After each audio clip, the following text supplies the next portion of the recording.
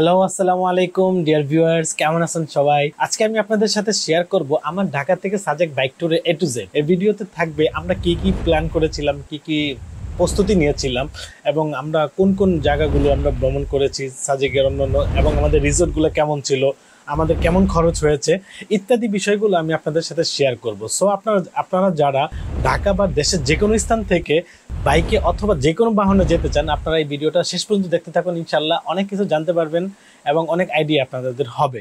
আর যারা ইতোমধ্যে সাজেক ট্যুর করে আসছেন তারাও দেখতে পারেন, আপনাদের অনেক স্মৃতিচারণ হবে এবং অনেক মেমোরি রিকল হবে। So let's get started.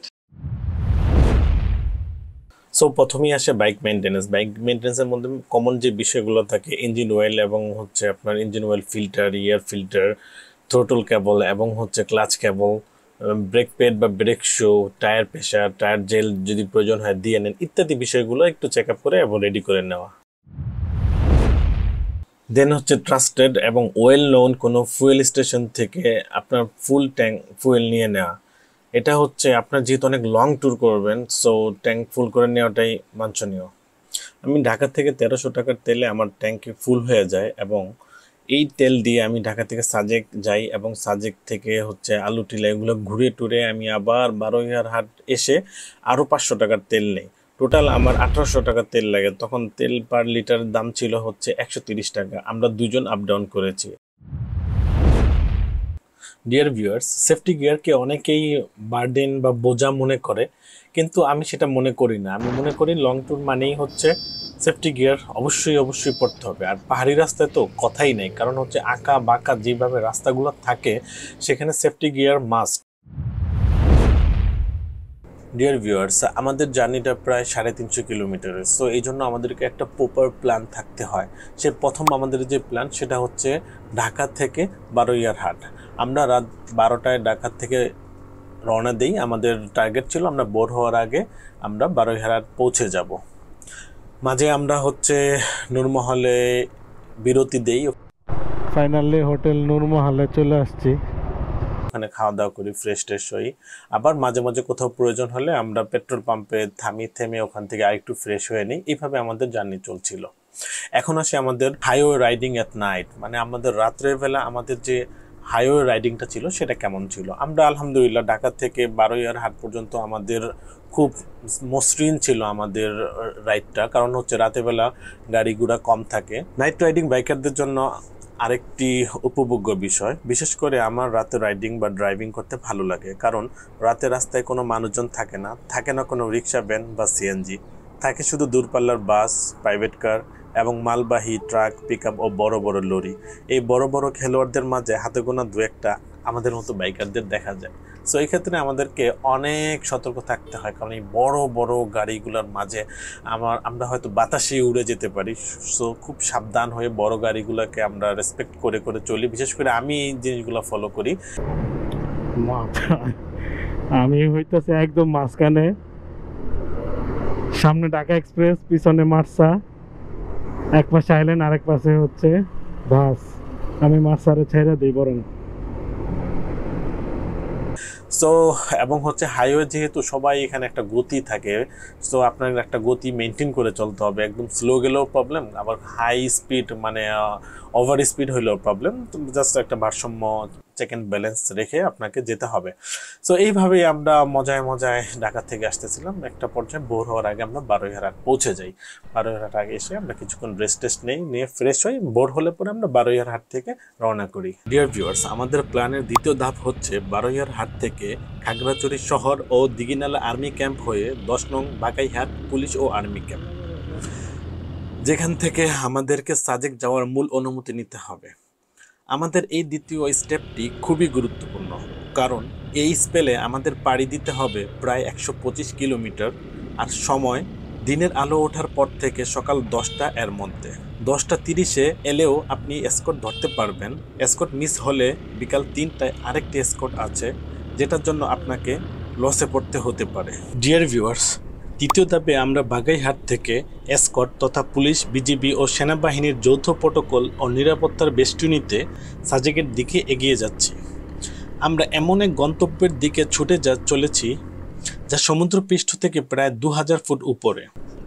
পাহাড়ি আঁকা বাঁকা পথ ধরে যখন বাইক চালাচ্ছিলাম তখন মনে হচ্ছিল গভীর স্বপ্নে কোনো এক স্বর্গে বাইক দিয়ে গেম খেলছি এবং সুন্দর ও মনোমুগ্ধকর সবুজে ঘেরা পাহাড় সারি উপভোগ করছি।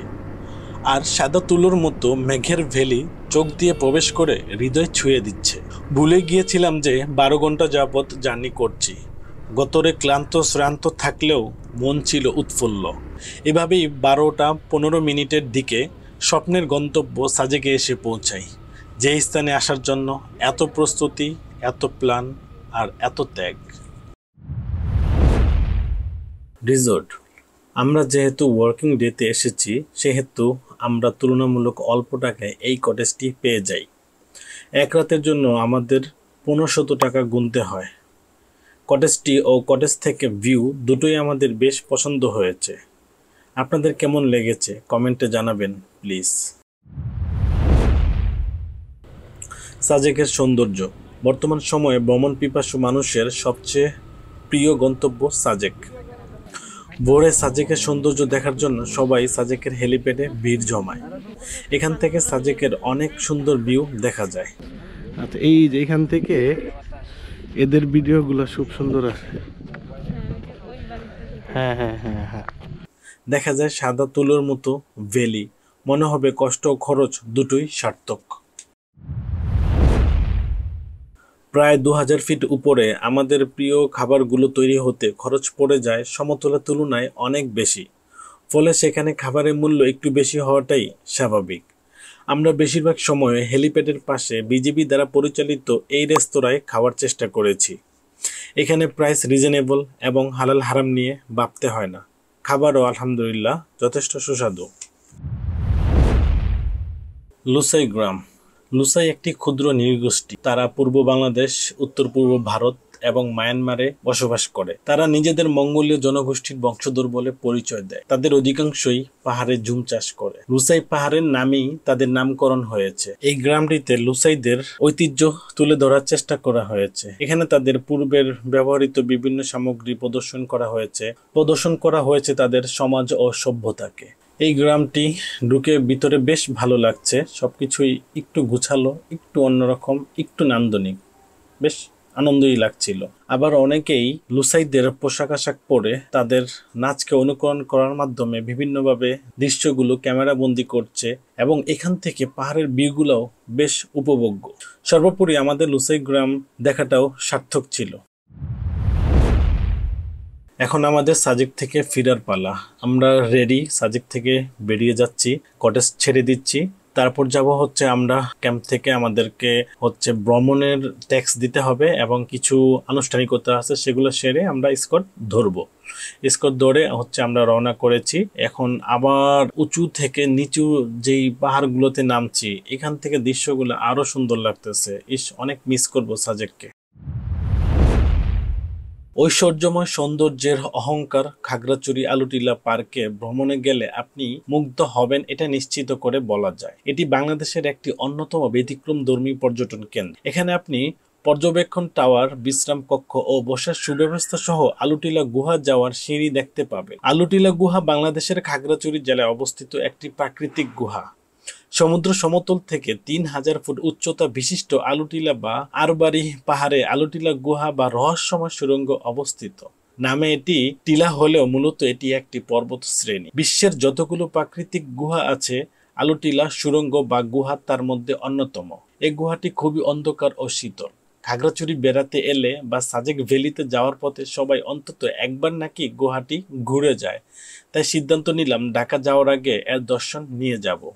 আলুটিলা গুহা পর্যটন কেন্দ্রে আমরা একটু বেশি সময় নষ্ট করে ফেলি, ফলে সন্ধ্যার আগে কোনোভাবেই বারৈয়ারহাট পৌঁছতে পারি নাই। ফলে পাহাড়ি এই অন্ধকার রাস্তায় কিছুটা ভয় পেলাম, তবে কোনো সমস্যা হয়নি আলহামদুলিল্লাহ। ফগলাইট থাকায় অনেকটা সুবিধা হয়েছে। এখানে আপনাদের কাছ থেকে বিদায় নিচ্ছি আমি হাবিবুল্লাহ খন্দকার। যারা এতক্ষণ আমাদের সাথে ছিলেন তাদেরকে অনেক ধন্যবাদ। আই হোপ আপনারা অনেক ভালো থাকুন, সুস্থ থাকুন। আবার অন্য আরেকটি ভিডিও নিয়ে আসছি, ততদিন আমাদের সাথেই থাকুন। আসসালামু আলাইকুম ওয়া রাহমাতুল্লাহি ওয়া বারাকাতুহু।